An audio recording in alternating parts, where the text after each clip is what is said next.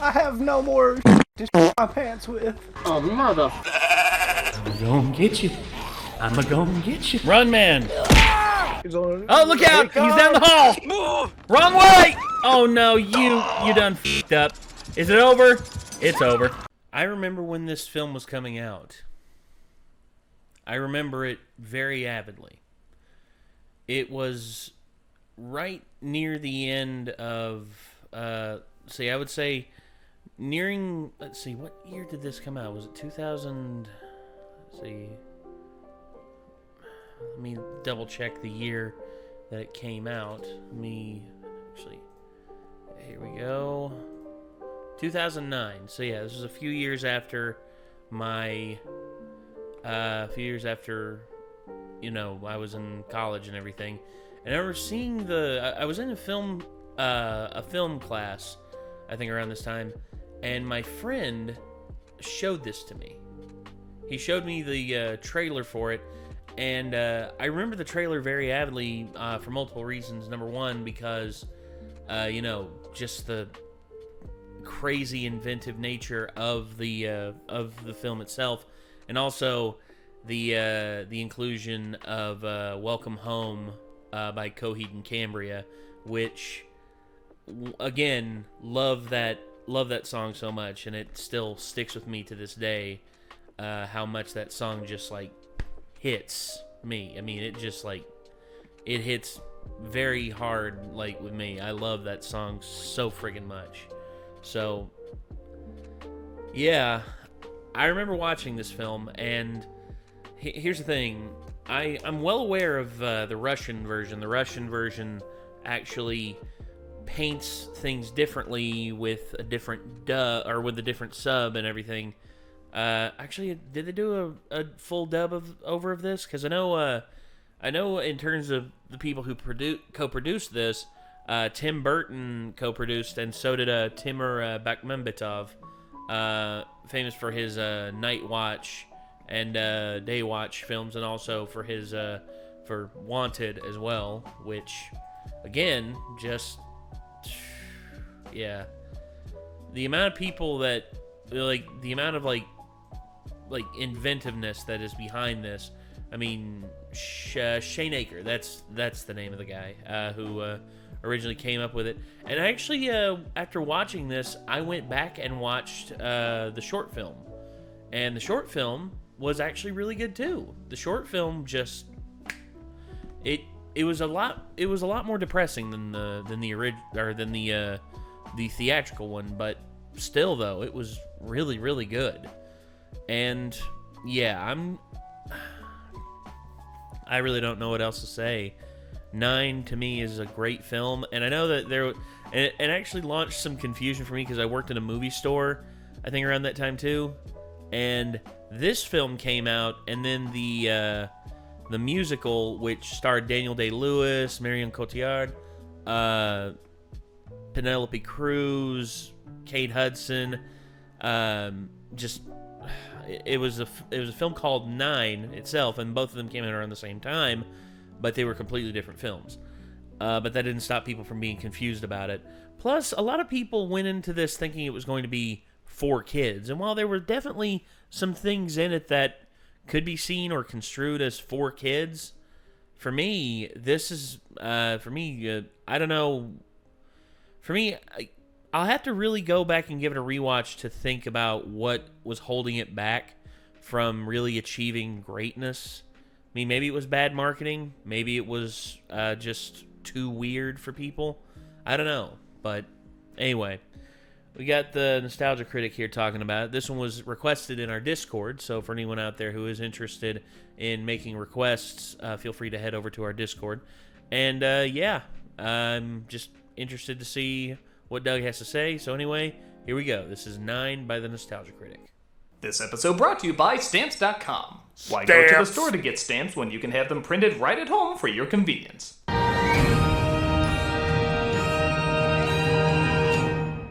That's loud. Ladies and gentlemen, behold the outcast, the creepy and depraved, the bizarre creations not meant for the normal world. Embrace the twisted weirdness of freak show cinema. wouldn't When I really started call doing this. Freak Show Cinema, I had a lot of ideas of what films I wanted to cover. When I asked the audience what they wanted me to talk about, though, a lot of people overwhelmingly said 9, as I had a picture of it when I was talking about future possibilities. I'll be honest, I kinda put that picture in there as kind of a placeholder. I was gonna talk about it, but it wasn't at the top of the list for me. After so many people recommended it, though, I did realize something strange about the movie. It's one of the few films that everyone I asked had a similar reaction to. They remember it, and don't remember it at the same time. What do I mean by that? Well, I recall seeing the film when it was released in 2009. I even remember how rushed it might have been to make this gimmicky deadline. It had some big-name producers behind it, like Tim Burton and Timur Bekmambetov, a decent lineup of talented actors, and some rather eye-catching visuals. In fact, the imagery is what stayed with me despite not seeing it for 11 years. Yeah, I mean, the character designs of the Stitch Punks, the overall designs of the creatures, the world, the weapons, it's all very, it's all very, I guess Stitch Punk could be something that could be construed as this kind of style because, using, burlap and thread, needles, zippers, scissor halves, magnets, stuff like that. Things that can, be very handy in stitching and all that. I guess it could be considered like Stitch Punk in terms of a style. But yeah, anyway.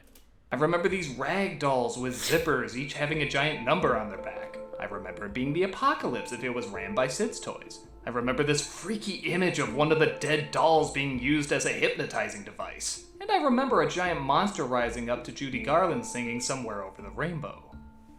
Arguably, those are very difficult things to forget, but what's so odd is I don't remember anything else about it. I didn't remember story. what their numbers meant, nor what the characters were like, or what caused the apocalypse. I couldn't even recall how it ended. What intrigued me was when I talked to other people about it, they remembered and forgot the exact same things I did. The dolls with the zippers, some of the monsters, Somewhere Over the Rainbow, and nothing else. Yeah, I encountered that too. Here's the thing. I absorb things pretty easily.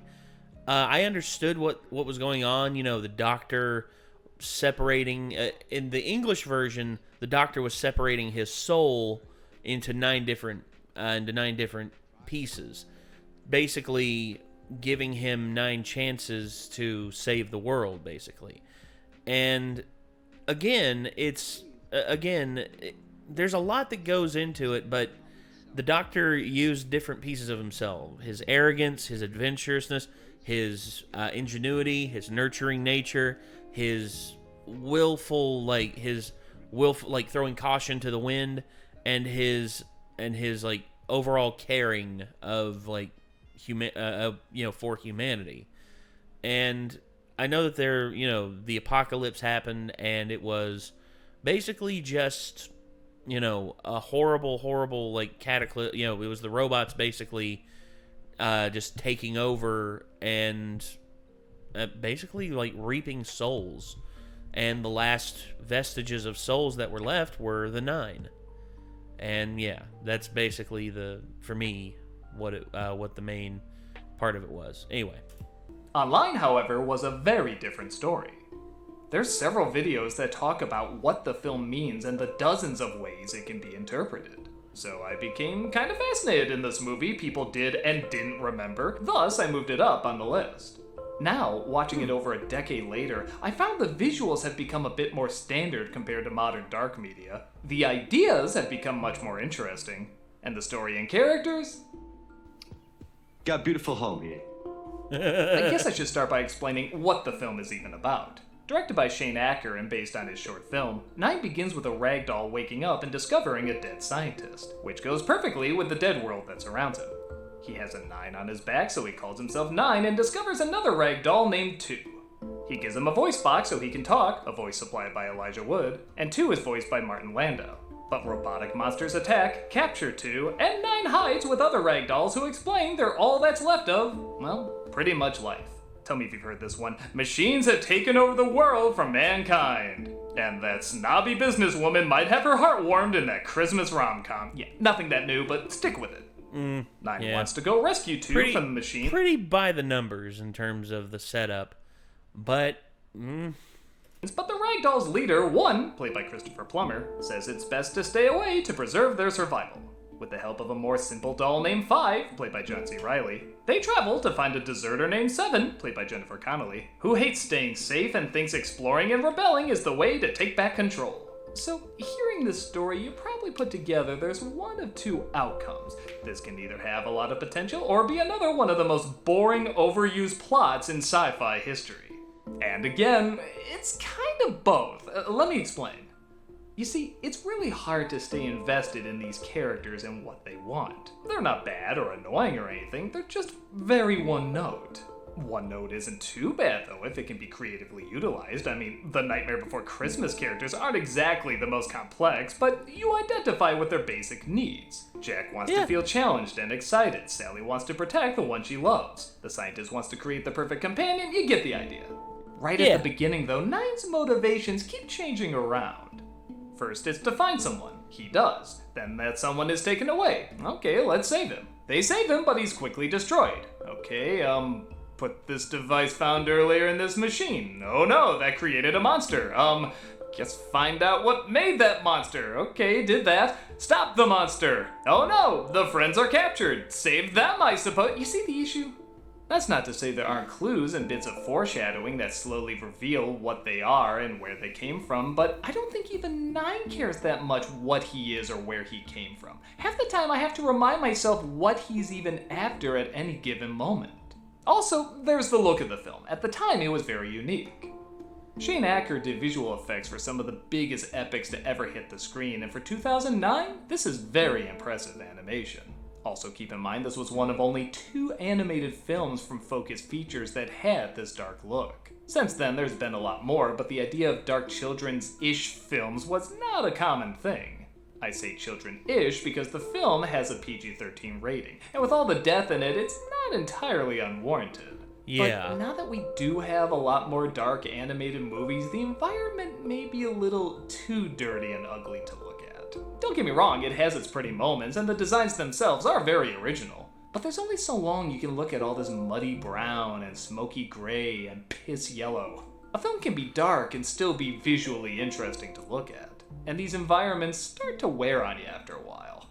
But again, that... I can see that. You know, it's a lot like how Solo was for me. Piss yellow. A film can be dark and... Solo was the same way for me. It was not the... It was... don't get me wrong, the story was alright, and the characterization of Han Solo done by the actors, done by the actor in play, Alden Ehrenreich. Okay, that's the name. Oh gosh, sorry guys, my brain just my brain's a little bit mush right now. Sorry, but yeah, the overall thing with color palettes is that, if they would have done this and then have the mass, they actually do kind of later on, but I think they waited too long for the color palette switch. I would have given some sort of vibrancy throughout, but have it be hinted at, and then it's seen in a greater form later. Then at the end of the film, the vibrancy is just alive, and visual storytelling is a very difficult medium, especially whenever it's with characters like this who aren't human and who don't have, and they're expressive, but they don't have the amount of gravitas that the human face can contain, and again, that's just it's just one of the unfortunate things. This was Shane Acker's first film, by the way, and his first big film. He'd done other stuff before, but this was the one where he really stepped up.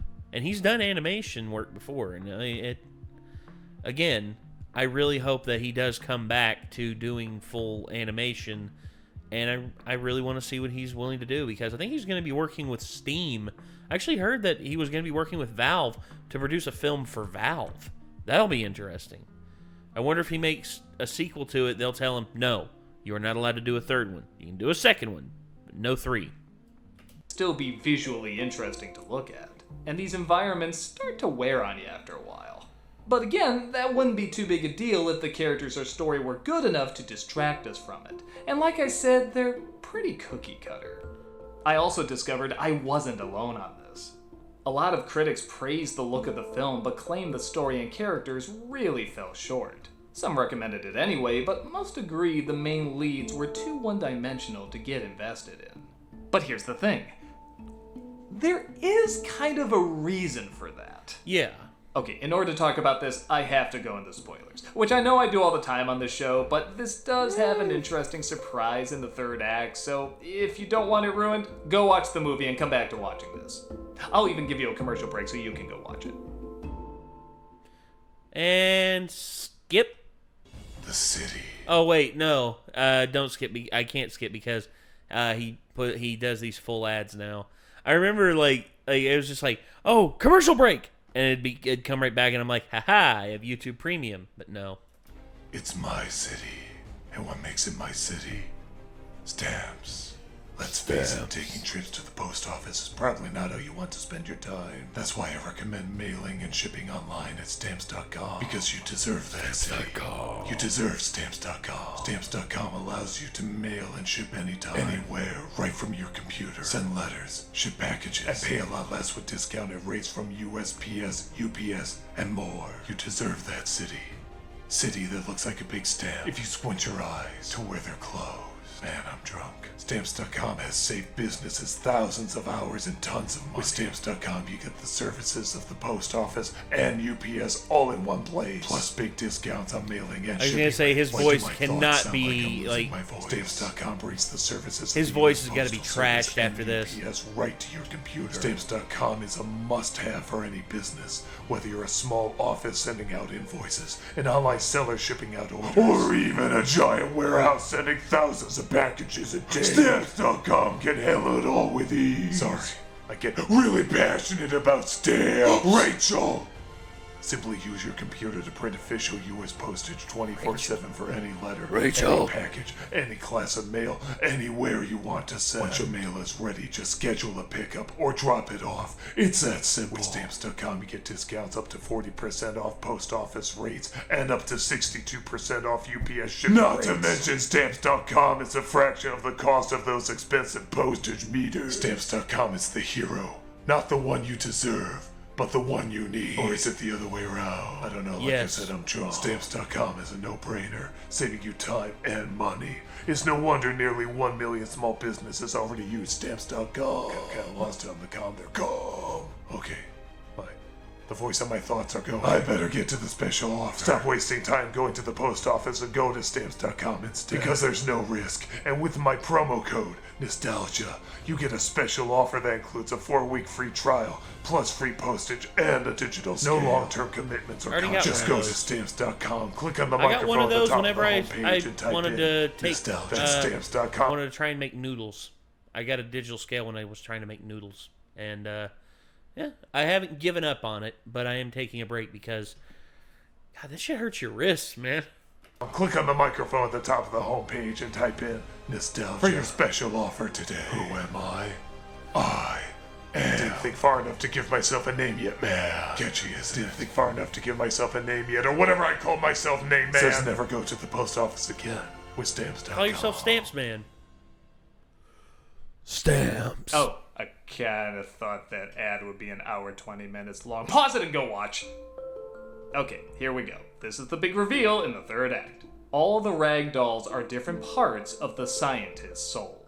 You see, he was the creator of the machines that took over the world. He was on the side of what looks like a fascist-esque regime and was making a machine to think for itself and based it on his own intellect. When the regime decides to use it as a weapon, the machine does its job a little too well and wipes out all of humanity. With the scientist being one of the last, if not the last human alive, he splits up his soul into 9 parts, sacrificing his life in the hopes that maybe these fragments of himself can start anew. Not to sidetrack with another movie, but have you ever seen The Straight Story? It's one of the most boring films ever made. Literally, it's just watching a guy on a riding mower driving for miles to see his dying brother. Yeah, he comes across someone every once in a while, but it's mostly him on this damn thing. But when you get to the end, you realize that was kind of the point. It was supposed to be boring to give you an idea of what this guy went through for the love of his estranged sibling. The rest of the film suddenly changed when you got to this moment. 9 is very similar. The characters are very one note. Well, maybe if you combined all those notes together, you have a complete person. So many of these characters seem like complete opposites. 1 is more defensive and wants to stay in. 7 is more offensive and wants to venture out. 8 is strong yet does what he's told, maybe a little too much. 6 is tiny but thinks outside the box. Again, maybe a little too much. The twins, 3 and 4, are very inquisitive and love information, where 5 is simpler and doesn't question much. If you look at all these characters as different parts of a human being, with 9 being the heart at the center, it does kind of make sense. Whenever there's an argument, it's not unsimilar to when a person is debating in his or her mind what to do. One of the things I noticed a lot more watching it again is all the little details. Look at 2's outfit here. There's a part of a pair of glasses, a spoon, a tiny candle, screws, and some wire. You can tell this means they're scavengers and they just put together whatever they can find.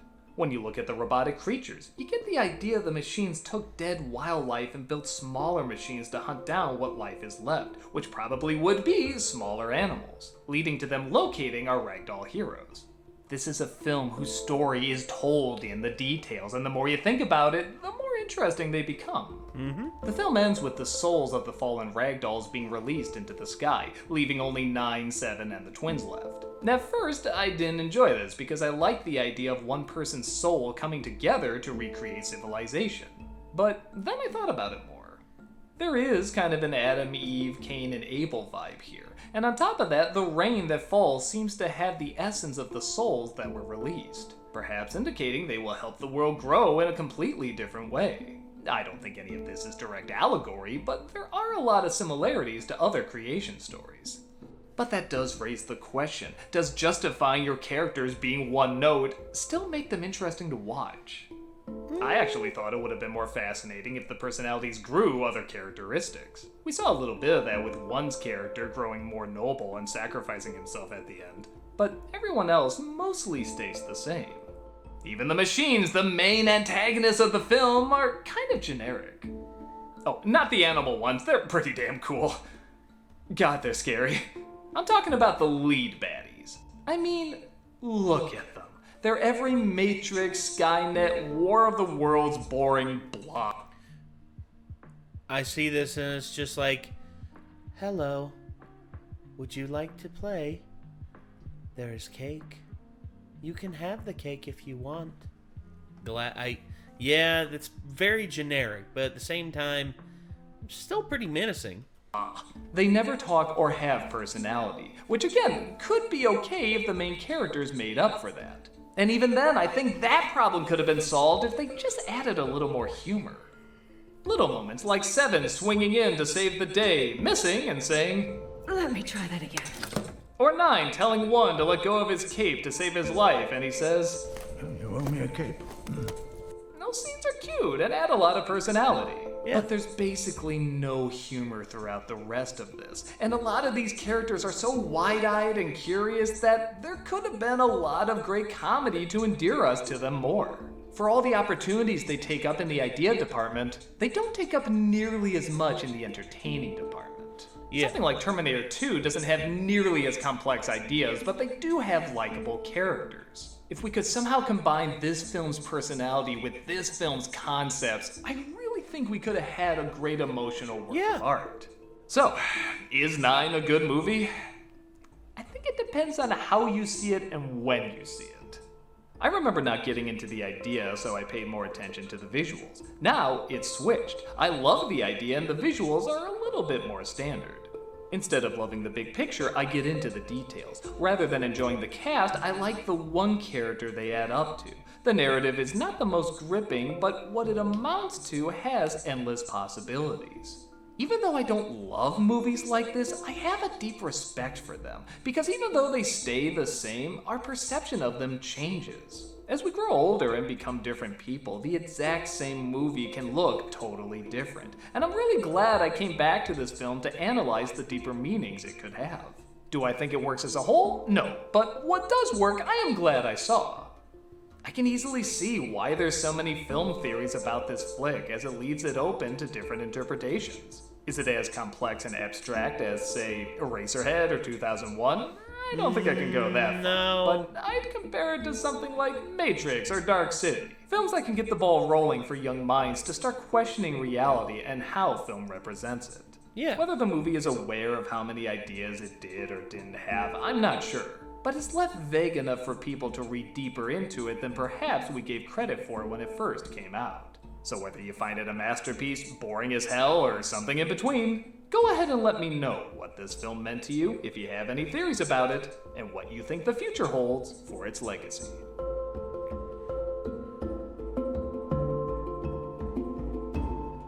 I'm a nostalgia critic, I remember, so you don't have to.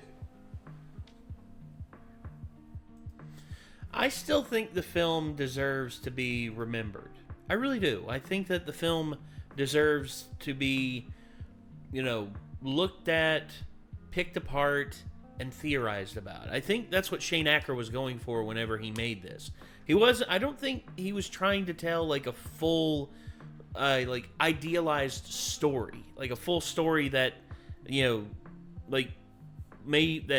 has a concrete, beginning, middle, and end. He wanted it to be amorphous. He wanted it to be enigmatic. He wants us to form our own conclusions and our own theories. And that's what I think the internet has done. The internet has basically exploded, like Doug pointed out. I remember reading some of those theories, and some of them are actually pretty interesting. Some of them are actually, like, in terms of concept, very interesting and very cool with some of the stuff that they've done. As for Doug talking about the visuals, yeah, the visuals back then were very interesting, but now, yeah, they do seem a bit dated considering all the dark animations that we have nowadays.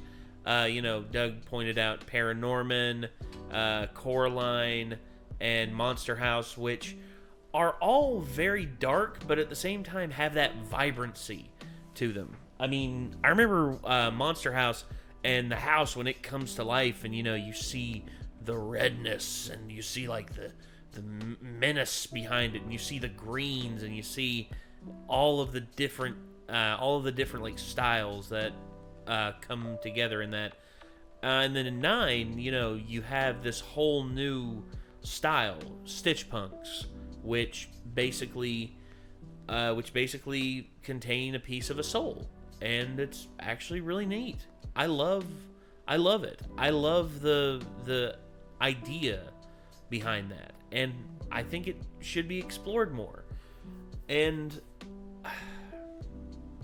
again, Shane Acker, I think, did a tremendous job with the animation and just wanting to put his idea out there. And even though initially when it came out, it did not hit, it wasn't a hit, but here we are now still talking about it. 12 years later, we're still going on and on about it. And the fact that it's been 12 years, it just passed 12 years this past September 9th. Damn, that's amazing to me. So anyway, what did you all think? Did you all like 9? Did you all like what Doug had to say about it? For the most part, I agree with what Doug said. I agree about the changes here and there. I think would really benefit the film and make the film a much greater, much more effective. But yeah, I mean, that's just this was actually really good. So again, thank you all very much for tuning in. I want to thank our Discord members and our patrons for recommending this.